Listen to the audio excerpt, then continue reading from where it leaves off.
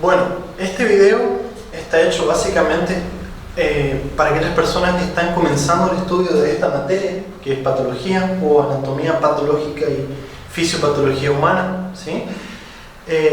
O también para aquellos chicos que ya la están estudiando hace un tiempo, pero que todavía no saben cómo organizarla, ¿tá?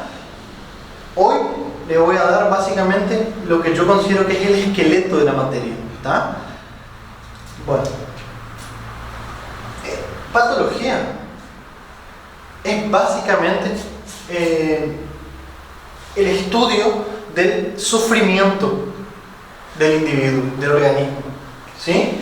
Cuando ustedes estudian fisiología, ustedes estudian el funcionamiento normal del organismo.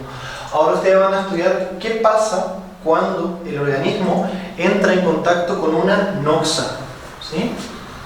Con una noxa. Y esa tiene que ser una de las primeras palabras claves que ustedes tienen que aprender, ¿sí? ¿Qué es una noxa? Una noxa es básicamente un agente injuriante. Una noxa es un agente injuriante, ¿sí? Y eso es lo que vamos a estudiar en esta materia. Podemos dividir acá patología que estudiamos en cuatro partes, ¿sí? Primero, la etiología, ¿sí? Segundo, la fisiopatología.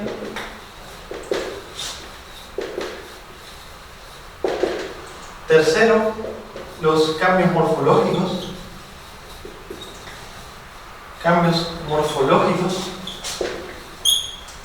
¿Sí?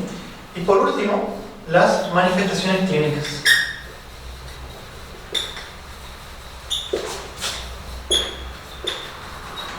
¿Está? Es así que ustedes podrían dividir a cada patología que estudien para organizarla mejor, ¿está? ¿Qué quiere decir etiología? Etiología quiere decir causa, ¿está? Cuando ustedes les pregunten cuál es la etiología de determinada enfermedad, por ejemplo, de la hipertensión, de la diabetes, están preguntando cuál es la causa, ¿sí? Según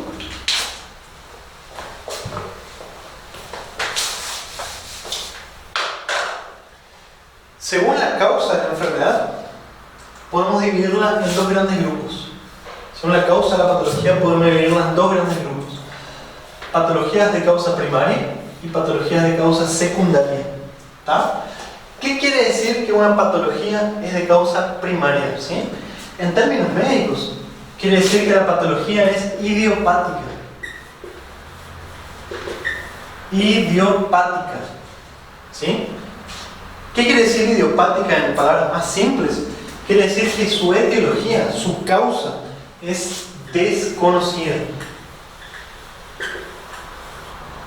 ¿Sí? Eso quiere decir. ¿Está? O sea que no está claro el origen de la enfermedad, no está claro por qué se produce, ¿sí? Dentro de las patologías de etiología idiopática, desconocida, tenemos aquellas con las que nos vamos a encontrar muy frecuentemente en la práctica clínica, como por ejemplo la hipertensión arterial,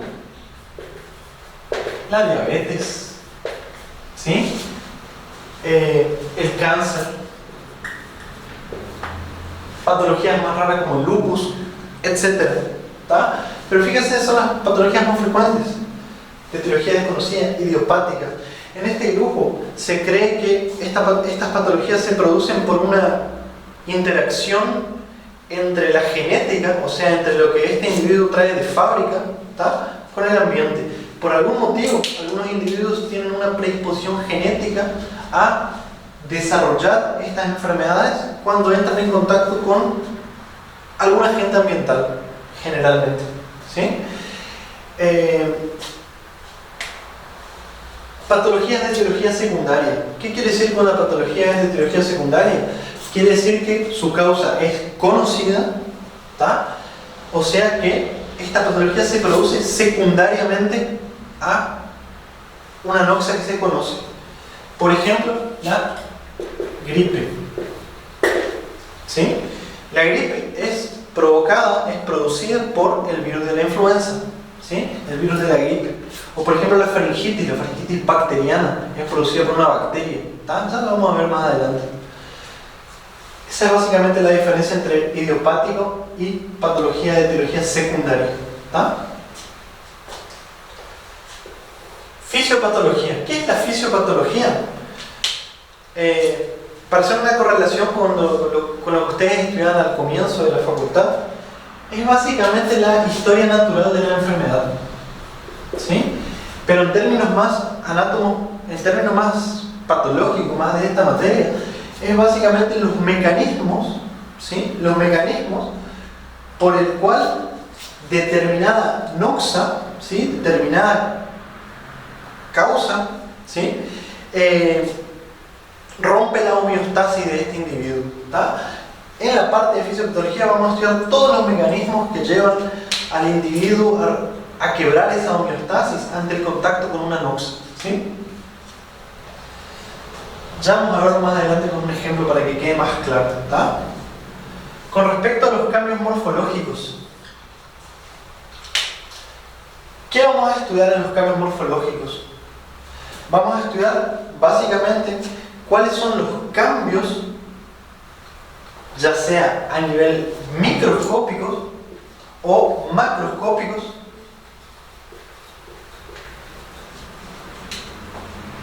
que se producen en el organismo ante el contacto con una noxa, ¿sí? Con respecto a los cambios microscópicos, acá ustedes van a estudiar básicamente lo que no lo pueden ver a simple vista, ¿sí? Todo lo que está por debajo del límite de resolución del ojo humano, todo lo que tiene menos de 200 micras, ¿tá? O 0,2 milímetros, ¿sí? Lo que nosotros no lo podemos ver, ¿tá? Lo van a estudiar en los cambios microscópicos, ya sean al microscopio óptico, microscopio electrónico, inmunohistoquímica, etcétera, etcétera. ¿Tá? Me van a preguntar mucho. Háblame por ejemplo, hábleme de los cambios al microscopio óptico de la aterosclerosis, por ejemplo, ¿sí? O hábleme de los cambios microscópicos al microscopio óptico de el cáncer de mama, por ejemplo, etcétera. ¿Tá? Con respecto a los cambios macroscópicos, como la palabra lo dice, acá vamos a estudiar cuáles son los cambios que se producen en los diferentes tejidos, ¿no es cierto? Que lo podemos ver a simple vista, sin necesidad de utilizar un microscopio. ¿Tá? Y acá, al mismo tiempo, vamos a estudiar las diferentes nomenclaturas, ¿sí? Acá vamos a estudiar lo que también, en términos anatomopatológicos, llamamos de piezas quirúrgicas. ¿Tá? Por ejemplo, piezas quirúrgicas de hepatectomía. ¿Tá? ¿Qué es una pieza quirúrgica de hepatectomía? Es simplemente una pieza quirúrgica, un hígado, ¿sí? De hígado. ¿Tá? O una pieza quirúrgica de colectomía. ¿Qué quiere decir eso? Una pieza quirúrgica de colon, de intestino grueso. ¿Tá? No se preocupen con la nomenclatura porque lo vamos a ir aprendiendo a medida que pasen los videos, ¿sí? Una cosa importante que tienen que saber acá es que les pueden llegar a preguntar, ¿sí? Les pueden llegar a preguntar el material que ustedes tienen, si viene de una biopsia o de una autopsia. ¿Tá? ¿Cuál es la diferencia? Es muy simple, ¿sí? Un material proveniente de una biopsia quiere decir proveniente de un individuo que todavía está vivo. Por ejemplo, una biopsia de endometrio, ¿sí? O una biopsia de corazón, o una biopsia de pulmón. Por ejemplo, ¿sí? De un individuo que está vivo, ¿tá? Y por diferentes técnicas se toman las biopsias, ¿tá? ¿Qué quiere decir un material que proviene de una autopsia o una necropsia? ¿Sí? Quiere decir que el material que ustedes tienen, el material que ustedes están analizando, proviene de un individuo que ya está muerto, que ya murió, ¿sí? Y esto es muy importante. En la clase de infarto vamos a retomar esto, así que no se preocupen si ahora no quedó muy claro, ¿tá? Por último, con respecto a las manifestaciones clínicas, si bien esto es competencia de semiología y clínica médica, en esta materia también la vamos a ver un poco. Sobre todo desde el punto de vista de cómo un agente etiológico con su fisiopatología y sus cambios morfológicos explican esta clínica. Vamos a tratar de entender por qué este paciente tiene esas manifestaciones clínicas, ¿sí? Y solamente a manera de introducción, porque vamos a dejar para los otros videos, para explicarlo con más detalle, ¿sí? Las manifestaciones clínicas se pueden manifestar, valga la redundancia, de dos formas: con signos o síntomas, ¿sí? Solamente para que tengan una idea, ¿cuál es la diferencia entre signos y síntomas? Que se podría llegar a preguntar, ¿sí? Un signo es lo que el médico objetiva, ¿sí? Lo que el médico encuentra en la exploración física, ya sea en la inspección, en la palpación, en la auscultación y en la percusión, ¿sí? Y un síntoma es la queja del paciente, es con lo que el paciente viene a nuestro consultorio para quejarse, es con lo que el paciente, es lo que el paciente nos relata, ¿tá? Por ejemplo, me duele, tengo mareos, etc. ¿tá? Entonces, ¿por qué es importante saber todo esto? ¿Por qué yo digo que este es el esqueleto de la materia? ¿Tá? Primero, porque yo considero que esta es la forma más, que esta es una forma muy eficiente para estudiarla, ¿sí? Si cada patología logra hacer esto, ¿tá? Van a poder armar un esqueleto mental, una red, una estructura mental mejor, ¿sí? Para la hora de responder preguntas, porque básicamente las preguntas salen de acá, ¿sí? Y segundo, por la aplicación práctica que esto tiene, ¿sí? Por ejemplo, pónganse en un escenario que ustedes están en un consultorio médico, ¿sí? Y ustedes le dicen a un paciente, ¿tá? Ustedes le dicen a un paciente que tiene una enfermedad idiopática, ¿sí? Y de nuevo, entre paréntesis, esto es solamente general, ¿tá? No es absoluto, siempre hay excepción, ¿tá? Pero ustedes le dicen a un paciente que tiene, por ejemplo, una enfermedad idiopática como la hipertensión o la diabetes, ¿sí? A este paciente ustedes infelizmente no le van a poder ofrecer una cura, ¿sí? Pero sí, conociendo la fisiopatología, le van a ofrecer un montón de métodos, un montón de estrategias, un montón de cosas para evitar las complicaciones de la enfermedad, o sea, para controlar la enfermedad, ¿tá? En el caso de la diabetes, la hipertensión, ustedes no le van a ofrecer una cura al paciente, pero le van a ofrecer tratamientos para que el paciente no tenga infarto, no tenga ACV, no tenga insuficiencia renal, para que el paciente no quede con ceguera, etcétera, etcétera, ¿tá? Ahora, si ustedes le dicen a un paciente que tiene una etiología de causa, que tiene una patología de causa secundaria, de nuevo, como por ejemplo la gripe o la faringitis, ustedes le van a dar un remedio y el paciente se va a curar, ¿sí? ¿Se entiende más o menos la diferencia? ¿Por qué es importante estudiar los cambios morfológicos, chicos? Los cambios morfológicos primero explican muchas veces las manifestaciones clínicas. Ustedes van a entender por qué el paciente tiene determinadas manifestaciones clínicas, pero también ustedes a través de los cambios morfológicos muchas veces van a hacer diagnóstico de las patologías, ¿sí? Hay lesiones que son extremadamente características de determinadas patologías y a través de estos cambios morfológicos ustedes van a llegar a un diagnóstico, ¿sí? Esto es extremadamente importante. ¿Por qué? Porque se lo van a preguntar y porque lo van a necesitar para la vida, ¿sí? Y las manifestaciones clínicas ni necesito hablar porque son importantes, ¿no es cierto? Bueno, vamos a hacer ahora un ejemplo para que todo esto se entienda, ¿sí? Para que quede un poquito más claro.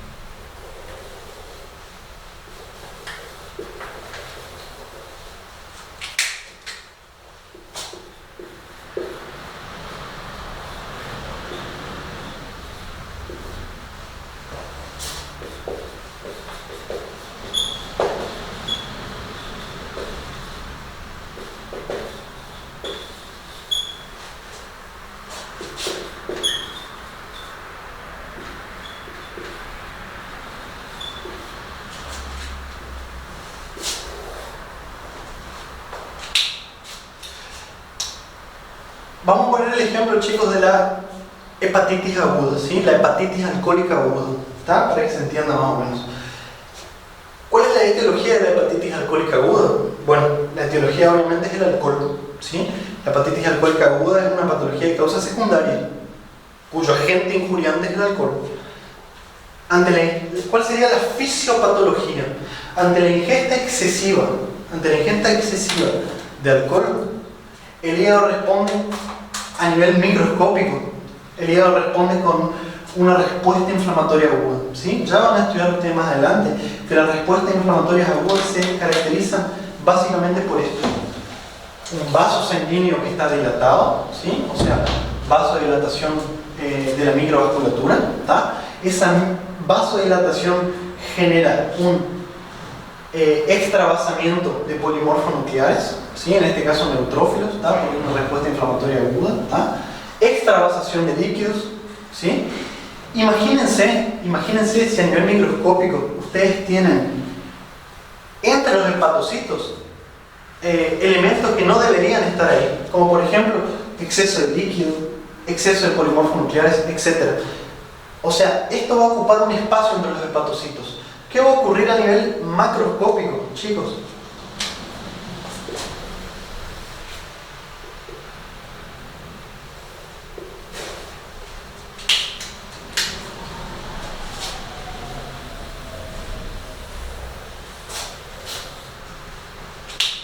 A nivel macroscópico lo que va a ocurrir es que el hígado, ¿sí? Como el hígado está rodeado, está envuelto por la cápsula de Gleason, el hígado se va a distender, el hígado va a aumentar de tamaño, y como está envuelto por la cápsula de Gleason, esa distensión va a generar dolor, ¿sí? ¿Por qué va a generar dolor?